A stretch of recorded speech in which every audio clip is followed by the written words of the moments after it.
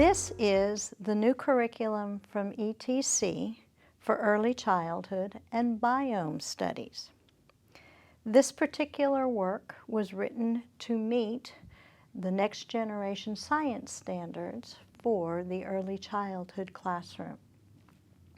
It's formatted so that it will follow some of the other presentations that we already have in our Montessori classrooms for living and non-living and plant and animal. This is the teacher lesson book that lists the standards that this particular curriculum meets.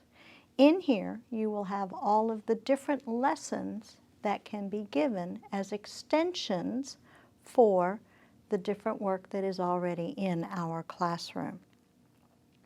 It is noted that this lesson book is a generic lesson book.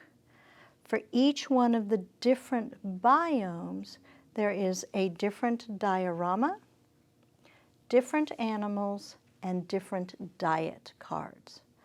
Other than that, all of the other materials remain the same.